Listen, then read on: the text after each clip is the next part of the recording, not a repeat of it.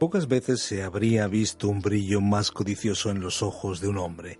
Tras la conquista de Quito, en Ecuador, que se suponía más rica que Cuzco, pero no lo era, el cordobés Sebastián de Belalcázar tuvo noticia de una tierra más al norte llamada Cundinamarca, donde los reyes eran cubiertos con oro en polvo a su muerte para ofrendarlo a los dioses, naciendo así la actual leyenda del Dorado. Así cuenta la historia, desnudaban al heredero y lo untaban con una liga pegajosa y lo rociaban con oro en polvo, de manera que iba todo cubierto de este metal. Lo metían, dicen las crónicas, en la balsa, en la cual iba de pie, y a su alrededor depositaban un gran montón de oro y esmeraldas para que fueran ofrecidas a su dios. Es lo que escribió muchos años después el cronista Juan Rodríguez Freile sobre el mito que corrió febril entre los conquistadores españoles. En la mayoría de los casos, los conquistadores eran aventureros que habían costeado su viaje con la venta de sus bienes en España. Viajaban al nuevo continente con la única ambición de hacerse ricos. Hoy descubrimos en nuestros enigmas cómo el mito del Dorado se convirtió en la locura y la perdición de los conquistadores españoles. Y es que los ataques de los nativos, las luchas internas, la falta de comida y las duras condiciones del terreno causaron la muerte de cientos de españoles durante la búsqueda de una laguna inundada de oro. Para acercarnos en nuestro tiempo de enigmas al mito del Dorado, tenemos al otro lado de la línea telefónica a Mario Escobar Golderos, historiador y autor de numerosos libros. ¿Qué tal, Mario? ¿Cómo estás? De nuevo, un mito apasionante, el del Dorado. ¿Existió? Lo cierto es que cuando uno viaja a América no se sorprende que para aquellos españoles de hace casi 500 años fuera una tierra de provisión, ¿no? En un reciente viaje a Ecuador uno se da cuenta de todavía la gran riqueza que hay en esas tierras, ¿no? Íbamos caminando por la playa y veíamos un poco negra la tierra. Me decían, no, es petróleo que sale del suelo, pero no lo aprovechamos porque tenemos tanto petróleo que se no nos renta sacarlo de ahí, ¿no? Y naturalmente para esos españoles América supuso sobre todo pues una tierra de esperanza, ¿no? De salir de esa pobreza que vivían en la península, en las Islas Canarias y en otros territorios españoles, ¿no? Cuando los españoles llegaron a Centroamérica y sobre todo a la zona de Panamá, Núñez de Balboa vio que había bastante oro y riquezas, y Panquiaco, el hijo mayor de Comagre, se enfadó cuando vieron que los españoles se peleaban por el oro, ¿no? Como tenían esa ambición desmedida por el oro, y les dijo que si tanto les gustaba el oro, si era para incluso pelearse así, que les podría llevar a una tierra, a un sitio donde el oro era muchísimo más abundante, ¿no? De alguna manera, esa tierra mítica al principio la llamaron la tierra de Virú, que en el fondo no era otra cosa que pues el actual Perú. Y le dijeron que si iban allí, los españoles iban a encontrar riquezas aún más grandes, ¿no? Enseguida, ya más o menos en el año 1524, pues varios grupos de españoles intentaron llegar a ese territorio, ¿no? Destacando mucho pues Francisco de Pizarro, Diego de Almagro, Hernando de Luque, ¿no? Querían conquistar esas tierras porque pensaban que iban a proporcionarles riquezas inagotables, ¿no? Fue tan difícil el viaje, tan duro, tuvieron que luchar contra tantas adversidades, que de casi los 80 soldados que llegaron a la isla del Gallo, en Colombia, pues apenas 13 decidieron continuar ese viaje, ¿no? Los famosos 13 de la fama en la conquista de Perú. Y Pizarro, en cabeza de estos hombres, llegó a Perú y llegó a esta tierra dorada y encontraron mucho oro, pero aún así esas leyendas iban a continuar y los españoles iban a intentar llegar a ese dorado en el que parecía que las calles, incluso la gente se vestía de oro para adorar a sus dioses, ¿no? Y los españoles, ante ese deseo de oro, pues iban a arriesgar sus vidas y sus fortunas para intentar conseguirlo. Ese deseo de oro que ya encontramos en el mismo Cristóbal Colón, que mencionó nada más y nada menos en su diario que 139 veces la palabra oro, y comparándola pues la palabra Dios 51 veces para quien lo ha contado. Así que el oro era importante para Francisco Pizarro, ya lo hemos dicho, que dijo aquello de elegir ser pobres en Panamá o ricos en Perú. Sin embargo, ¿cuánto había de leyenda, cuánto había de historia, ya que parece que nunca era suficiente el oro? Y podemos irnos un poco a la historia de Sebastián de Belalcázar, con el que introducíamos nuestra historia. Es curioso, ¿no? Después de la conquista de Cuzco en 1534, cuando Pizarro ya por fin se hace con todo el oro del Inca, parece que eso no es suficiente, como bien decías, para los españoles, y Sebastián de Belalcázar pues va hacia el norte, porque ha surgido el rumor de que sí, que es rico Cuzco, pero que Quito aún hay más riquezas, ¿no? Cuando llega allí se da cuenta de que, en contra de lo que pensaba, no había muchas riquezas en Quito, pero aún así sigue la leyenda, ¿no? Diciendo que hay una serie de territorios más metidos hacia la selva, en donde hay un verdadero dorado, ¿no? Empieza a haber esa leyenda de que hay un polvo de oro, ¿no? que se ofrece a los dioses, y que los reyes o jefes de esas tribus se cubren completamente de oro en algunas ceremonias, ¿no? Eso levantó la ambición aún más de Sebastián de Belalcázar y de otros españoles, que pensaron que lo que habían descubierto en Cuzco era solo, como quien dice, la punta del iceberg de lo que realmente había en América, ¿no? Y siguieron estas rutas buscando el oro, intentando conquistarlo, ¿no?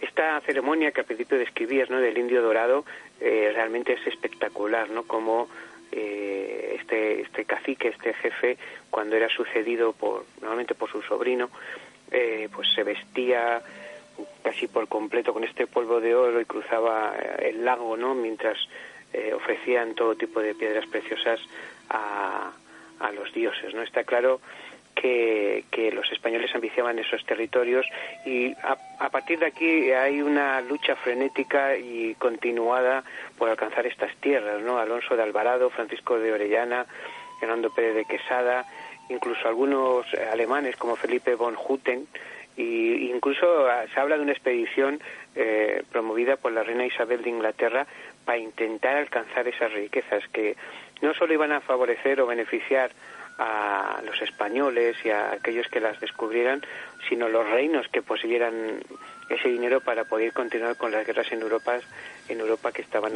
asolando el continente, pero en la que había una lucha de poderes muy fuerte entre España e Inglaterra.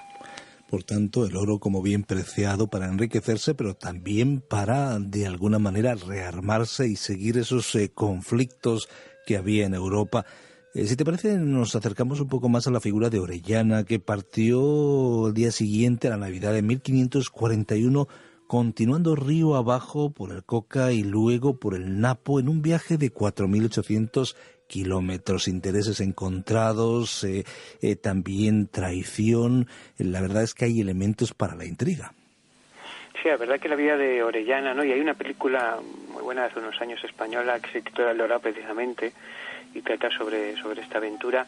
Es para una película de suspense y acción. Pues no estaba Francisco Pizarro y algunos de sus hombres contentos con lo que habían conseguido. Deja a Gonzalo, a su hermano, como de gobernador de Quito y capitán general, para intentar llegar a ese dorado, ¿no? Y Pizarro, cuando ve que no consigue llegar, decide abandonar la expedición, pero Francisco de Orellana se ofrece para continuar en ese viaje hacia lo desconocido, ¿no? Y con 57 hombres y un fraile, pues se internan en la selva y van a estar durante meses. Se cree que más o menos este viaje empieza a mediados del año 1541 y todavía es la Navidad de 1541 y siguen internándose en la selva en busca de ese dorado, ¿no? Van a llegar incluso a las actuales selvas brasileñas, muy cerca del río Amazonas, buscando ese sitio mitológico, y se dice que allí incluso pues van a contactar con las amazonas, ¿no? Con esas mujeres mitológicas que gobiernan un pequeño territorio en esa zona, y de ahí va a surgir luego el nombre del río. Este país de las Amazonas no deja de ser una leyenda, ¿no? Que nos recuerda mucho pues esos libros de los viajes de los héroes griegos, ¿no? Que estaban explorando en muchos siglos antes el Mediterráneo, ¿no? Esa tierra mítica que mezcla leyenda con realidad y sobre todo ese deseo de oro, de ambición, que llevó a muchos a perder su vida en un sitio tan lejano de su lugar de nacimiento como estas selvas inexploradas aún todavía en alguna parte de América. En el caso de Orellana terminó, podríamos decir, engullido por la aventura hacia lo desconocido. Ahora, después hubo expediciones como la de Pedro de Ursúa, que en el año 1560 perseguía el objetivo de alcanzar el Dorado como una prioridad, como un objetivo nítido y claro, ¿verdad? Sí, Ursúa organizó una expedición mucho más, podemos decir, concienzuda, ¿no? No tan aventurera como la de Orellana. Preparó 400 soldados para esta expedición y tenía supuestamente algo más de información de a lo que se iba a enfrentar. Ursúa finalmente resultó asesinado a puñaladas, ¿no?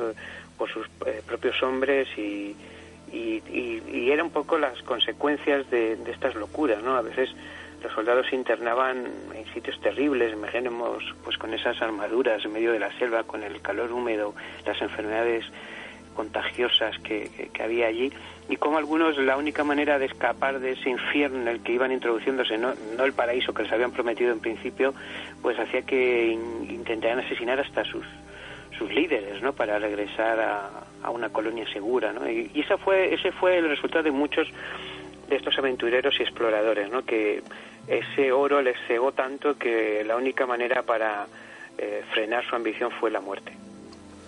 La muerte, por tanto, protagonista en esta historia de intriga. Hablemos de Lope de Aguirre, porque allí encontraríamos pues otra historia de traición, de intereses encontrados y, curiosamente, la primera declaración de independencia de una región de América, por lo menos así lo registra Simón Bolívar. Sí, Lope de Aguirre pues bebió de las mismas fuentes que Orellana y otros, ¿no? Él ya era un tipo muy levantisco, tenía una ideología de la conspiración constante y había hecho algunas insurrecciones contra sus superiores, ¿no? Iba de viaje junto a su hija mestiza Elvira. Él se había mezclado mucho con el pueblo indígena y de alguna manera quiso reinar con ellos, ¿no? Como una especie de cacique más que se independizaba de las tierras de España y convertirse en un rey local, ¿no? Eso fue tal vez el sumum de la ambición, ¿no? Ya no querían solo oro para volver a Castilla, a Extremadura, construir una villa, conseguir la nobleza, sino que alguno, pues como en este caso Lope de Aguirre, pues ambiciona incluso una corona, ¿no? Ambiciona el ser rey en América, ¿no? Y es increíble que, estando tan lejano el territorio de la corona de España, los medios de comunicación que había en aquel momento, muchos más no lo intentaran ni lo lograran, ¿no? Porque era difícil por parte de la corona controlar a todas estas personas y más en territorios del interior, ¿no? Que no estaban en la costa. Pensemos que América, aún en el siglo XIX, cuando los españoles son expulsados por la guerra de independencia, no había logrado penetrar a numerosas regiones que los estados americanos posteriores han intentado poco a poco controlar y que aún les cuesta controlar. Es un continente muy vasto, de una naturaleza impresionante, y está claro que aún la gran ambición de estos conquistadores españoles no pudo abarcar una tierra tan prodigiosa como es América.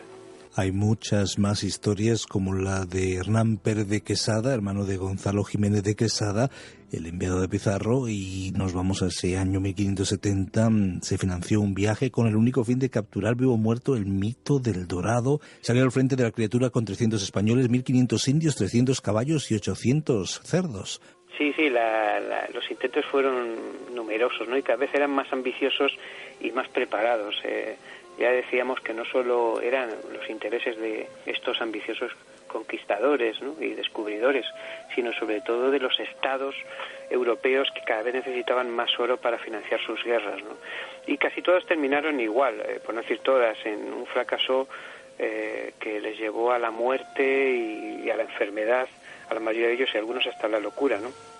Hernández Pérez de Quesada pues fue uno de esos ejemplos, ¿no? De que consigue llegar, podemos decir, a esa laguna donde nace el mito del Dorado, pero ve que en el fondo no deja de ser un mito, un sueño que muchos dejaron su vida por él, pero que no iba más allá de un cacique local que se cubría el cuerpo de oro para adorar a sus dioses. Todo empezó con esa ceremonia para investir a los nuevos caciques en la laguna de Guatavita, en Colombia. La pregunta con la que terminamos es, ¿existió el dorado en realidad o simplemente hablamos de un mito? Está claro que los seres humanos vivimos también a base de mitos que nos ayudan a soñar, a creer que un mundo puede ser mejor, que nuestra vida puede tener un final mucho más feliz, que la desgracia, el sufrimiento puede terminar. Los mitos han existido y seguirán existiendo siempre. Aún en la era de la tecnología como es la nuestra, surgen constantemente mitos en las redes, en Internet, ¿no? Porque en el fondo los mitos están construidos con nuestros sueños y el ser humano nunca va a dejar de soñar. Soñar con una tierra mejor, con un porvenir mejor y con un futuro mejor. Incluso las distopías que el cine y los libros nos están últimamente regalando no tienen otro sentido que buscar ese dorado que en cuanto llegamos a él se derrite como si fuera simplemente un poco de polvo. Muchas gracias, Mario Escobar, por acercarnos al mito del dorado.